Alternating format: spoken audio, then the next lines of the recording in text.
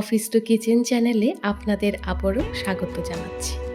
আজকে নিয়ে এসেছি সহজভাবে ঘরেই তৈরি করে নিতে পারবেন বাদাম আর তিল দিয়ে সুস্বাদু খাস্তা চিক্কি বার। এখন তো বাজারে সব কিছুই কিনতে পাওয়া যায়, বাট বাড়িতে যদি হাইজিন মেনটেন করে বানানো যায় তাহলে শরীর স্বাস্থ্য দুটোই ভালো থাকে। এই রেসিপিগুলো আমি এত সহজভাবে আপনাদের দেখাবো যেটা তাড়াতাড়ি কোনো ঝামেলা ছাড়াই বানিয়ে নিতে পারবেন। বাদাম আর তিল দুটোই শরীরকে রাখে মজবুত আর ক্যালসিয়ামে ভরপুর। প্রথমে শুকনো খোলায় বাদাম ভেজে নেব। লো ফ্লেমে আস্তে আস্তে ভাজব। বাদাম ভাজা হবে কি করে বুঝবেন?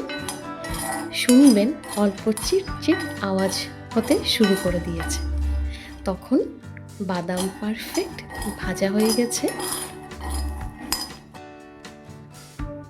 এইরকম চিক্কি বার বানিয়ে রেখে দিলে অল্প অল্প করে ডেইলি মানচিং করতে পারবেন। অ্যাটলিস্ট ওই চিপস প্যাকেজড ফুড থেকে তো অনেক অনেক বেশি ভালো আর উপকারী। নামিয়ে নেব আর হাত দিয়ে অল্প স্প্রেড করে নেব।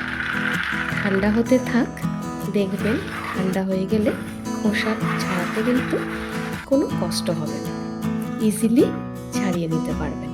এবার তিলও নিয়েছি, হালকা তিলটাকেও ভেজে নেব। তিলে আছে প্রচুর পরিমাণে ক্যালসিয়াম। আপনারা তিল অবশ্যই খাবেন।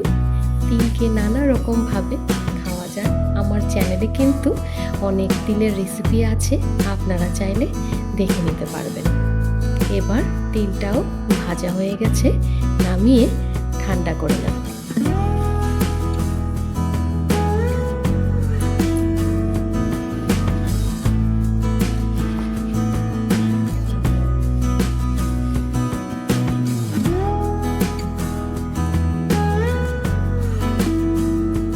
বাদামটা পুরো ঠান্ডা হয়ে গেছে, হাতে নিয়ে খোসা ছাড়িয়ে নেব। এবার হাত দিয়ে ভালো করে সব খোসা ছাড়িয়ে নিচ্ছি। সুন্দর সব বাদামের খোসাটা বেরিয়ে গেছে।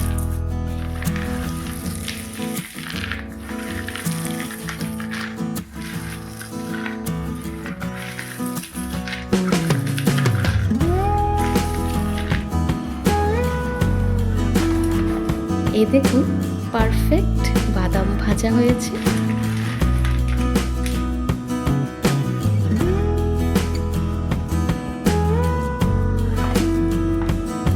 এবার গুড় নিয়েছি আর দিয়ে দেব কড়াই। ফ্লেমটা লো রাখবেন প্লিজ। এবার অল্প জল দিয়ে গুড়টাকে গলিয়ে নিচ্ছি।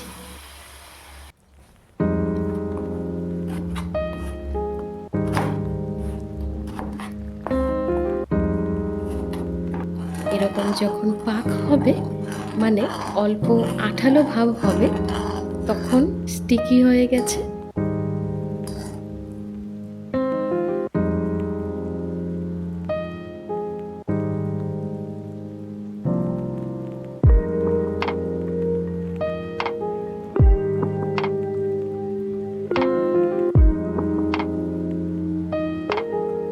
এবার দিয়ে দেব আগের থেকে ভেজে রাখা বাদাম আর তিল। তাহলে এবার কিছু বিকেলে খেতে ইচ্ছে হলে এরকম বাদাম আর তিল দিয়ে চিক্কি বানিয়ে রেখে দিতে পারবেন আর হেলদি থাকবেন। নো সুগার রেসিপি, তাই ক্ষতিও নেই।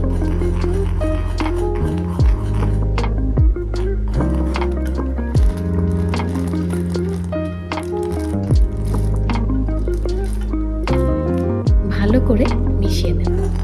সুন্দর করে মেশানো হয়ে গেছে সব, কনসিস্টেন্সিটাও ভালো আসছে। আর দেরি করব না, এবার গ্যাস বন্ধ করে নামিয়ে নেব।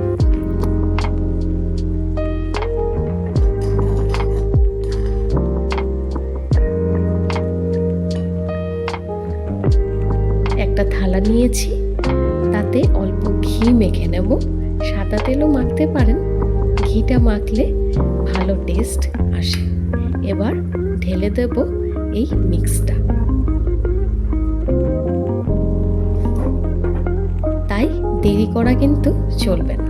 তুরন্ত নামিয়ে নিয়ে পুরো থালাটায় স্প্রেড করে নেব। আর একটা চাকু দিয়ে কেটে নিচ্ছি। এবার ঠান্ডা হতে রেখে দেব। পুরোপুরি ঠান্ডা হয়ে গেলে ভেঙে নেব। দেখুন কতটা খাস্তা ক্রাঞ্চি হয়েছে। একটা ভেঙে দেখাচ্ছি আপনাদেরকে। এত ইজিভাবে যদি বাড়িতে বানিয়ে নিতে পারবেন তাহলে বাজার থেকে কেন কিনে আনবেন? বাড়িতে ফ্রেশভাবে বানান আর পরিবারের হেলথের দিকে খেয়াল রাখুন। আমার চ্যানেলে অনেক এরকম সহজভাবে দেখানো রেসিপি আছে, আপনারা চাইলে দেখে নিতে পারেন।